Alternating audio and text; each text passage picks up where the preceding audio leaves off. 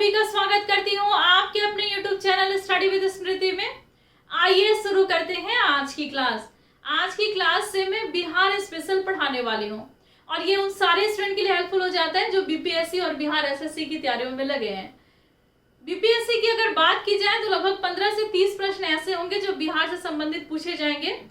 तो जो क्लास में लेने वाली हूँ बिहार स्पेशल, ये प्रारंभिक परीक्षा, मुख्य परीक्षा और आपके इंटरव्यू तक आपके काम आने वाले हैं। बिहार से संबंधित जो भी विषय मैं आपको पढ़ाऊंगी काफी गहराई से और कॉन्सेप्ट बेस्ड पढ़ाऊंगी। बीपीएससी के प्रश्न पूछे जाने की प्रवृत्ति को अगर आप देखें तो काफी कॉन्सेप्ट बेस्ड प्रश्न होते हैं और बहुत ही गहराई में प्रश्न पूछे जाते हैं। तो मेरा मकसद यही होगा चैनल स्टडी विद स्मृति के माध्यम से बिहार से संबंधित हर एक विषय को काफी अच्छे तरीके से मैं आपको पढ़ाऊं ताकि एक एक कॉन्सेप्ट आपका क्लियर हो जाए बिहार से रिलेटेड। और आज का जो इंट्रोडक्शन क्लास है इसमें मैं आपको यही बताऊंगी कि बिहार स्पेशल में मैं आपको क्या क्या पढ़ाने वाली हूँ। और मैं ये चाहूंगी कि चैनल स्टडी विद स्मृति के माध्यम से वैसे भी बच्चे जुड़ जाएं जो ग्रामीण परिवेश से आते हैं, जिनकी आर्थिक स्थिति उतनी अच्छी नहीं होती है कि वो महंगे कोचिंग इंस्टीट्यूट में एडमिशन ले सके या शहर से गाँव में आकर के पढ़ सके। तो मैं चाहूंगी कि वैसे बच्चे ज्यादा से ज्यादा जुड़े और उनको ये थोड़ा भी एहसास ना हो कि उन्होंने कोई ऐसे बड़े कोचिंग इंस्टीट्यूट में नहीं पढ़ाई की तो उनकी एग्जाम जो है वो खराब चले जाएंगे। जितना भी मदद हो सकेगा चैनल स्टडी विद स्मृति के माध्यम से मैं करूंगी और आप सभी को इतना तो बिहार से संबंधित शिक्षित कर ही दूंगी कि यहाँ से आपके एक एक कॉन्सेप्ट क्लियर हो जाएंगे और कोई भी प्रश्न आप छोड़ के नहीं आएंगे। तो आप आज ही आप सारे जुड़ जाए बीपीएससी के लिए और बिहार एसएससी के लिए। बिहार में जो भी प्रतियोगिता परीक्षाएं आयोजित की जाती हैं तो बिहार से रिलेटेड प्रश्न वहां से पूछे ही जाते हैं। तो ये सारे प्रतियोगिता परीक्षाओं के लिए क्लास हेल्पफुल होने वाला है। देखिए इंट्रोडक्शन क्लास है और मैं आपको बताने वाली हूँ कि कौन कौन से भाग को कवर कराऊंगी। तो चलिए उसी पे हम लोग आज फोकस रहते हैं। सबसे पहले हम लोग जानेंगे बिहार का ऐतिहासिक संपदा। बिहार के इतिहास से बहुत प्रश्न आते हैं। मैं अगर आप कमेंट बॉक्स में लिखिएगा कि बिहार के इतिहास से शुरू करूं क्लास या बिहार के भूगोल से शुरू करूं, मैं अपनी इच्छा बताती हूं। मैं चाहूंगी बिहार के भूगोल से। आप क्या चाहते हैं आप कमेंट बॉक्स में कमेंट कीजिएगा, क्योंकि पढ़ाना मुझे खुद के लिए नहीं है, आपके लिए पढ़ाना है। लेकिन मैं आपको बता दूंगी किस किस भाग को मैं कवर कराऊंगी। देखिए बिहार का ऐतिहासिक संपदा, बिहार में ब्रिटिश विरोधी संघर्ष, फिर राष्ट्रीय आंदोलन और बिहार, फिर बिहार का जो ऐतिहासिक विविध है वो भी। मैंने जैसा बोला कि इतिहास, बिहार के इतिहास से बहुत प्रश्न आते हैं।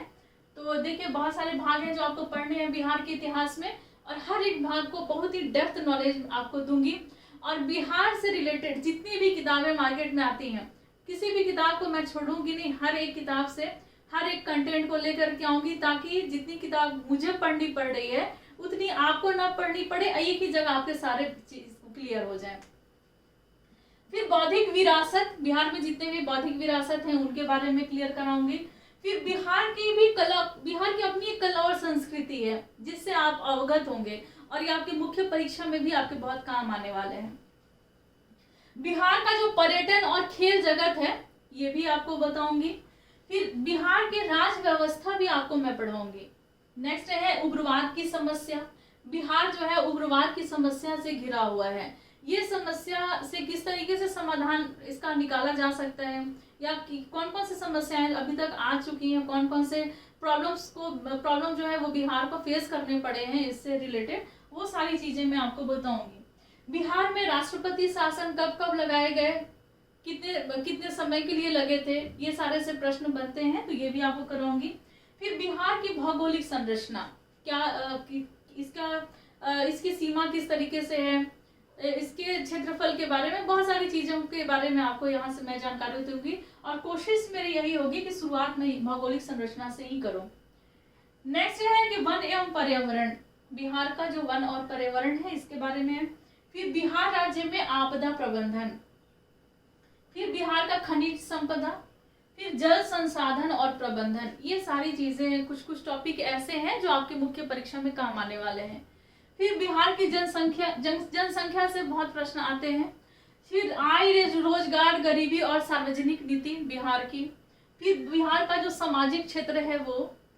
फिर कृषि संरचना का मतलब बिहार की जो कृषि है उसकी संरचना और विकास, ये भी मैं आपको कराऊंगी। फिर बिहार के उद्योग और उसका निर्माण, फिर पर्यटन उद्योग, फिर भौतिक अधिसंरचना बिहार की, सार्वजनिक वित्त, फिर बैंकिंग एवं निजी वित्त व्यवस्था, बिहार विभाजन एवं प्रभाव, बिहार विशेष श्रेणी राज्य का दर्जा, मिलना चाहिए नहीं मिलना चाहिए, मिला नहीं मिला, कब कब आवाज उठाए गए, ये सारी चीजें।